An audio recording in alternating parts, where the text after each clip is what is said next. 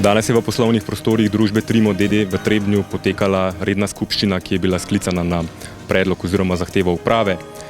Skupščina družbe Trimo je danes odločala o uporabi bilančnega dobička, hkrati pa je odločala tudi o bistveni točki dnevnega reda te skupščine, ki se je nanašala na predlog glavnega delničarja, to je družbe European Architectural Systems, ki je predlagala, da se vse manjšinske delničarje izključi iz družbe.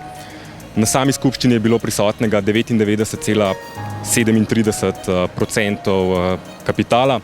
K drugi točki dnevnega reda, ki se je nanašal na uporabo bilančnega dobička, kjer sta uprava in nadzorni svet družbe Trimo predlagala, da ta bilančni dobiček ostane nerazporejen, je VZMD, Vseslovensko združenje malih delničarjev, vložil nasprotni predlog, kjer je predlagal, da se večina tega bilančnega dobička, ki je za poslovno leto 2015 znašal 478.000 evrov, razdeli med same delničarje v obliki izplačila dividend.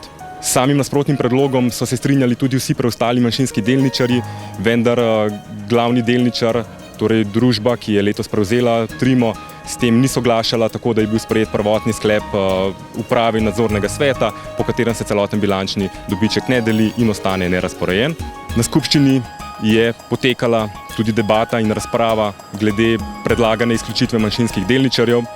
VZMD je konkretno in izrecno opozoril na same pomanjkljivosti tega predloga, ki se je nanašal na izključitev manjšinskih delničarjev, katerim je glavni delničar ponudil absolutno prenizko odpravnino, in sicer zgolj v višini 2,17 evra. VZMD in tudi preostali manjšinski delničarji so takšni višini, ki je po oceni strokovnjakov VZMD povsem neutemeljena in povsem prenizka, seveda ugovarjal in nasprotoval.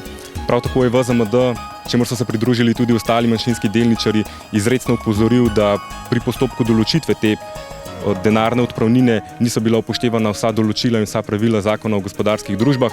Na utemeljene pripombe in ugovore tako VZMD-ja kot vseh ostalih manjšinskih delničarjev se je glavni delničar, ki je bil prisoten, odločil, in sicer šele na sami skupščini, da predlog po izključitvi manjšinskih delničarjev umakne z dnevnega reda, tako da se bo o novem predlogu, ki bo bil oblikovan v vmesnem času, odločalo šele na prihodnji skupščini.